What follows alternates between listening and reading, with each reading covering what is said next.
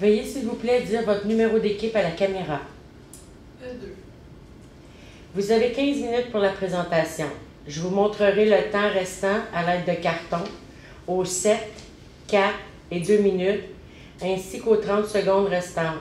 Je ferai le décompte des 10 dernières secondes avec mes doigts et j'afficherai un carton indiquant la fin de votre présentation. Une période de questions d'une durée de 5 minutes chronométrée suivra. Après les 5 minutes, j'annoncerai la fin de celle-ci. Si vous êtes en train de répondre à une question, veuillez brièvement conclure. Vous ne devez en aucun temps dévoiler la provenance de votre cégep, sous peine de disqualification immédiate. Veuillez s'il vous plaît rester dans la zone de captation vidéo, délimitée par les marques au sol. À tous les observateurs, le silence vous sera demandé tout au long de la présentation et de la période de questions. Si vous désirez applaudir, vous devrez attendre la fin de la période de questions. Vous ne devez en aucun temps dévoiler la provenance de l'équipe qui présente. Aucune entrée ni sortie de la salle n'est permise durant la présentation ou la période de questions. Veuillez éteindre la sonnerie de vos téléphones. J'inviterai maintenant les juges à se présenter et vous pourrez par la suite débuter votre présentation. Donc, mon nom est Frédéric Lorrain, professeur d'économie et directeur du MBA à l'UQTR. Mathieu Bessette, commissaire industriel chez Innovation Développement Économique Trois-Rivières. Emmanuel Barry, directeur de compte chez Jardin d'entreprise. Marie Poirier de Métafab, adjointe administrative et responsable RH. Alex Grenier, chargé de projet chez Métafab.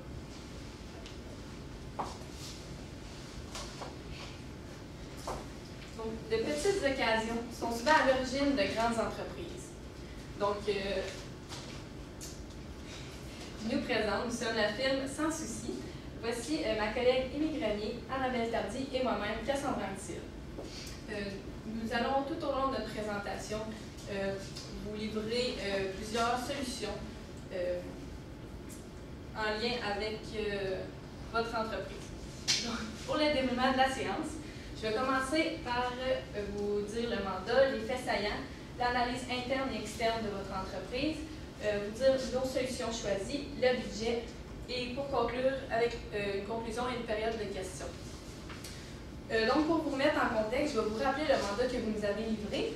Donc, vous nous avez proposé un plan d'action sur le court, moyen et long terme pour optimiser les processus de l'entreprise et l'efficacité de la structure organisationnelle, et tout ça en respectant les valeurs de Métafab.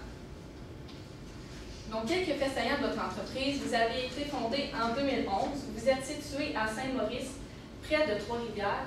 Vous êtes spécialiste dans la soudure et la mécanique industrielle. Et vous êtes membre de l'Association des entrepreneurs spécialisés en procédés industriels de Québec. Par la suite, je voulais vous rappeler un peu la vision de votre entreprise ainsi que vos valeurs, puisqu'on s'est basé là-dessus pour nos solutions, puisque c'est quelque chose qu'on trouvait de très important. Donc, votre vision de votre entreprise était axée sur une équipe soudée à l'écoute de tout vers l'atteinte de résultats. Et vos valeurs étaient la santé, le bien-être, les services de qualité, ainsi que le développement des compétences. Pour ce qui est de l'analyse interne et externe de votre entreprise, vos forces étaient que vous avez des employés certifiés CWB. C'est une force pour votre entreprise puisque ça certifie à vos clients que vos employés sont qualifiés, donc qu'ils vont avoir un travail de qualité. Par la suite, vous offrez un service 24 heures sur 24, 7 jours sur 7. Par la suite, l'association en entreprise, vous êtes membre de cette association, donc ça vous permet d'être connu de vos clients et de vos employés. Et par la suite, vous avez un entrepreneur visionnaire, et c'est une force puisque un entrepreneur visionnaire, c'est quelqu'un qui a de l'ambition et c'est très bon pour une entreprise. Par la suite, pour les points à améliorer, ce serait la formation, puisque quelques employés manquent un peu de formation, sinon ce serait le manque d'employés qualifiés, ainsi que le ralentissement de la croissance, puisque votre charge de travail est très élevée. Pour les opportunités, vous faites affaire avec l'école Qualitech de Trois-Rivières. C'est une opportunité puisque vous pouvez aller chercher de la relève qualifiée à cet endroit-là. Et par la suite, nous avons mis concurrence dans opportunité. On va vous en parler un peu plus tard, mais c'est parce que c'est pour faire de la sous-traitance avec eux, pour leur livrer des contrats que vous n'aviez pas le temps de faire. Et pour les menaces, c'est d'avoir de la main-d'œuvre qualifiée. Donc, je vais passer la parole à ma collègue Annabelle Tardy qui va expliquer notre solution touche à tout. Donc, pour notre solution touche à tout, comme Jessica Sandra l'a dit, on va commencer avec le court terme. Premièrement, ce qu'on vous proposerait, ce serait vraiment de former vos employés directement à l'embauche. En fait, là, on proposerait 3 mois d'essai et non 6 mois pour être sûr d'avoir un bon roulement avec vos employés. Ensuite, ça serait d'offrir une autre formation aussi sur les accidents en milieu de travail. Puis, ce serait vraiment de miser sur le contremaître du chantier pour qu'il soit un modèle à suivre, si on veut, pour vraiment les employés suivre cette personne-là. Pour ce qui est des coffres à outils, en fait, on vous propose de distribuer cette tâche-là à quelqu'un d'autre que le contremaître. Donc, le contremaître pourrait choisir un bras droit sur le chantier pour vraiment faire l'inventaire à chaque fin de quart de travail pour que les outils soient vraiment tout à leur place, dans les coffres et tout. Ensuite, là, pourquoi on a décidé de distribuer cette tâche-là? C'est pour libérer justement le contremaître pour qu'il soit vraiment en mesure de vraiment faire les facturations pour les clients, puis que ça soit vraiment bien fait là, pour justement perdre moins d'argent ou encore jouer sur votre profit. Ensuite, pour ce qui est de la communication, c'est vraiment soit mettre des affiches ou les pointeurs des employés dans la salle des employés, s'il y en a une, ou encore dans les camions, pour vraiment, là, si vous avez une information importante à donner aux gens, puisqu'ils ne sont pas très à l'aise avec la technologie. Puis ensuite, là, pour ce qui est des tableaux d'inspection, en fait, là, on vous propose de finir 5 minutes plus tôt pour vraiment que chacun des employés qui reviennent avec le camion à la fin puisse remplir le tableau d'inspection parce que c'était une tâche qui était un petit peu oubliée. Ensuite, là, un petit peu plus loin dans le moyen terme, ça serait, je reviens sur l'inspection des camions.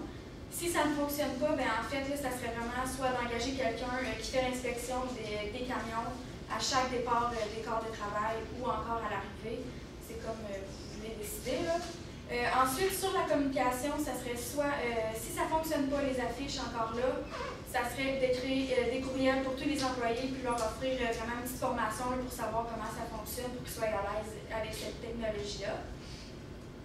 Ensuite, pour ce qui est du niveau des employés seniors, ça serait de leur offrir une prime de formation de 50 sous de l'heure pour la journée de formation qu'ils vont offrir aux nouveaux employés pour un petit peu les motiver là, à donner la formation aux nouveaux.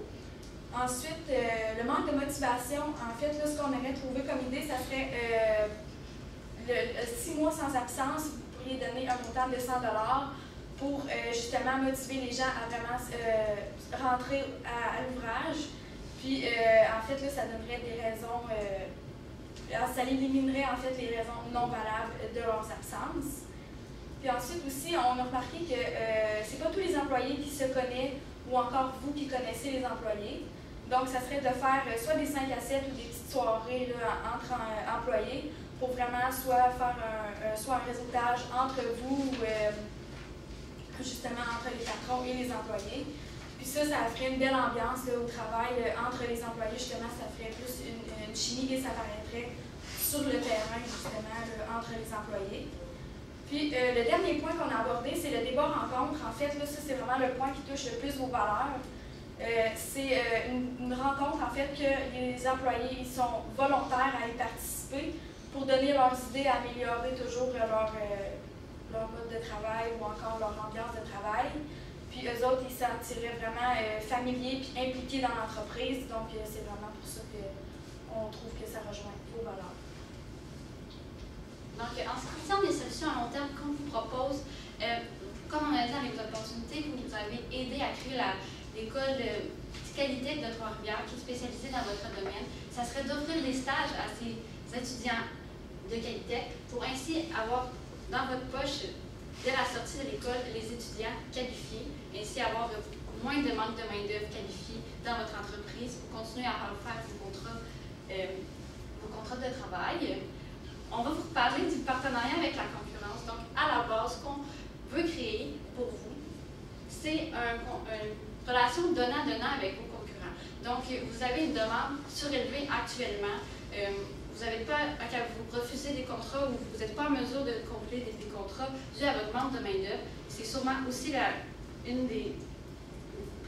c'est sûrement une bonne idée de pouvoir faire un partenariat avec une concurrence qui, elle, est en demande de travail pour lui refiler le contrat avec un profit de 10% suite à ça. Celle-ci va pouvoir faire le contrat, mettre son nom sur le contrat effectué, donc créer de la promotion pour elle, tout en nous permettant d'avoir un profit. Et lorsque ça va être le contraire, la concurrence va avoir des demandes de trop, elle va pouvoir vous renvoyer des contrats avec un 10% de marge pour elle. Et si c'est donnant-donnant, vous avez des contrats, puis vous pouvez faire un peu de profit avec les contrats que vous n'êtes pas capable d'aller chercher dû à la manque de main-d'œuvre. Donc, quand tout va être bien stabilisé, vous allez avoir des employés qualifiés avec une bonne demande, vous allez pouvoir faire du marketing grâce au réseautage. LinkedIn est un très bon exemple de réseautage que vous pouvez faire pour aller chercher de nouveaux clients. Vous êtes dans une entreprise qui fait du B2B, donc du business to business. C'est le meilleur moyen d'aller chercher d'autres entreprises, aussi en allant dans les foires commerciales qui sont dans votre domaine pour aller chercher des clients facilement bien spécifiques. On souhaite aussi vous suggérer de faire de la formation continue autant au travail, donc dans les chantiers de construction, que pour les gens d'administration, pour qu'ils se mettent soit à jour dans le milieu de l'administration, par exemple, se mettre à jour sur les nouvelles techniques pour savoir faire leur travail, continuer de savoir bien faire leur travail et pouvoir s'améliorer continuellement tout au long de leur parcours avec vous. Par la suite, on vous suggère aussi de faire des rencontres de sensibilisation à accidents de travail. Donc, ça serait le contremaître qui serait en charge de ça. Une fois par mois, on lui suggère de faire un 15 minutes de sensibilisation en mettant en lumière des situations qui pourraient être à risque pour les travailleurs, comment les contrer, comment s'améliorer, pour ainsi continuer à parler de la sensibilisation accident de travail dans vos milieux de chantier, puisque ça a été en hausse actuellement pour vous. Donc, ça serait un super moyen de continuer ce qu'on vous a proposé avec la formation dès le départ, tout en continuant avec le contremaître qui reste un modèle pour vos employés. Donc, pour ce qui est des assurances collectives, on a constaté avec les formations que vous avez données que peut-être vos employés ne sont pas satisfaits de l'assurance collective qu'ils ont actuellement. On vous suggère de les consulter, de faire une rencontre avec eux pour leur permettre de spécifier est-ce que ça leur convient actuellement, est-ce qu'il y a des choses qui ne leur conviennent pas, qui ne répondent pas à leurs besoins. Par exemple, ils ont des assurances pour les lunettes, mais ça ne leur convient pas à leurs besoins, ils préfèrent être dentaire.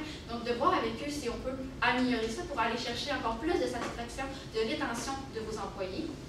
Et par la suite, c'est sûr qu'on a parlé de communication avec les employés sur les chantiers. On vous suggère, en dernier recours, à long terme, de fournir un téléphone au contremaître pour lui permettre de le contacter en direct, lui divulguer des informations pour les employés sur les chantiers, pour lui aussi, pour ainsi faire circuler l'information rapidement sur les chantiers de travail.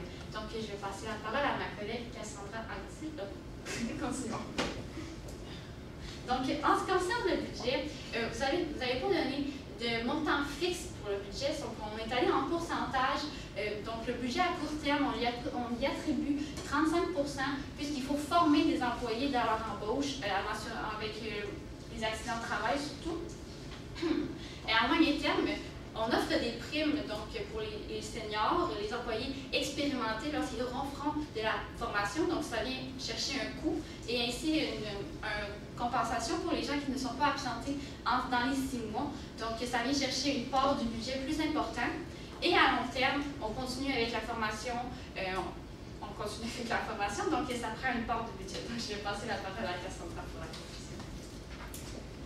Donc, en conclusion, je vous ai mis le tableau de l'analyse interne et externe de votre entreprise pour vous montrer que notre solution revient chercher vos points à améliorer ainsi que des opportunités et des menaces. Donc, pour ce qui est de la formation, on vous a suggéré de former vos employés puisqu'il en manquait un peu.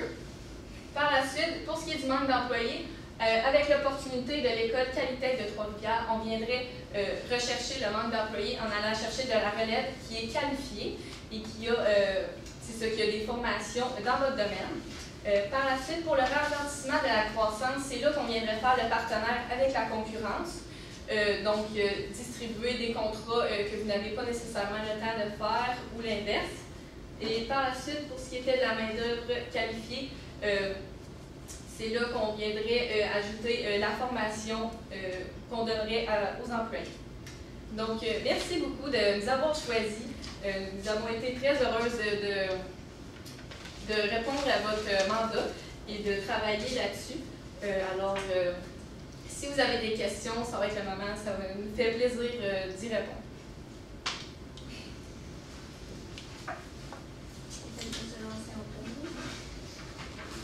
Je vais y aller d'abord. Nous mentionné que pour régler le problème de qualification de la main-d'œuvre, on va aller chercher des personnes dans les écoles, dans le fond. C'est ça votre solution. Dans le fond, si on prend en compte qu'un employé, directement, quand il sort de l'école, il n'a peut-être pas nécessairement d'expérience requise. Pour nous, les employés qui sont plus qualifiés, c'est quand ils ont de l'expérience. C'est ceux-là qu'on veut le plus aller chercher. Est-ce que vous avez une solution que vous pourriez proposer de même si je vous mentionne cette information-là? Moi, je peux y aller. En fait, ce serait peut-être soit d'offrir un stage dans votre entreprise avant qu'il soit vraiment diplômé à la fin de la formation là, de l'école de Trois-Rivières. Ce serait soit ça ou encore, là, au début, à des solutions à court terme, on a proposé de donner des formations à l'embauche. Donc, la formation, ça pourrait être de suivre un stage, là, justement, un petit peu. La fois, c'est la même solution, mais dans deux situations différentes. Donc, parce que je ne sais pas si l'école offre vraiment un stage. Là. Donc, soit prendre la formation qu'on a proposée à court terme, puis l'offrir en stage, on les met, puis voir s'il y a vraiment les compétences, ou sinon, ben, là, prendre le stage avec l'école, puis leur offrir, pour savoir si on a vraiment les compétences là, que vous cherchez. Oui, merci.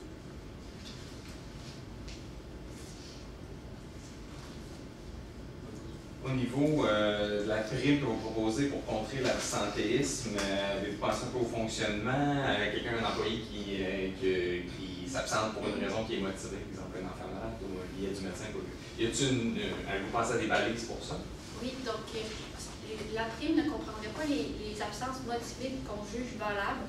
Donc, pour une maladie d'un enfant, pour une propre maladie ou un décès en quelconque. Donc, ça serait vraiment des absences qui n'est pas justifiées par l'employé, qui vient nuire au travail. Donc, ça va se plus appliquer à ça pour la prime.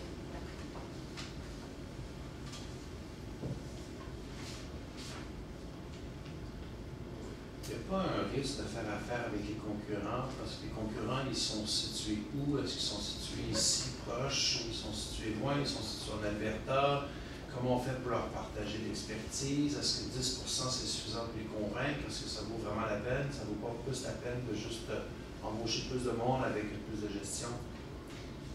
En fait, le 10%, en fait, c'est vraiment un montant qu'on a décidé, entre guillemets, mais c'est sûr qu'on peut jouer avec la marge de manœuvre.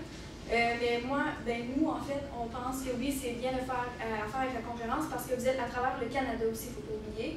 Donc, on pense vraiment qu'on peut aller jouer un petit peu partout ailleurs. C'est sûr que là, si c'est en Alberta, ça serait vraiment à vérifier les conditions du contrat, entre guillemets, si on veut. Mais sinon, là, à travers le Canada, je pense que ça serait vraiment une bonne chose à faire pour la concurrence. Quelque chose à rajouter? Non. Sinon, une autre question, donner un téléphone au contremaître pour faire mieux circuler l'information. De mémoire, d'un coup, on le mentionnait, pour communiquer au niveau de l'assurance collective avec les employés. Ça fait plus de 2 semaines avec les employés à ce niveau-là. Fournir un téléphone au contremaître pour qu'il l'appelle justement, communiquer avec lui pour qu'après ça, il communique l'information aux employés. Est-ce que ça ne va pas entraîner plus une perte de temps à ce niveau-là aussi? Je comprends qu'on communique juste avec une personne, mais c'est encore des appels à ce niveau-là. On peut pas joindre directement chacun des employés. Si je peux me permettre, Ben, offrir un téléphone au contremaître lors des périodes de 15 minutes qu'on allouait à la santé et sécurité au travail, on pourrait ici venir faire un rappel sur l'assurance collective aux employés, puisqu'ils sont tous présents. Et en le faisant par petits groupes comme ça, ben, je ne crois pas que ça serait un manque de temps, puisque ça serait en 15 minutes au lieu de 2 semaines pour le laps de temps.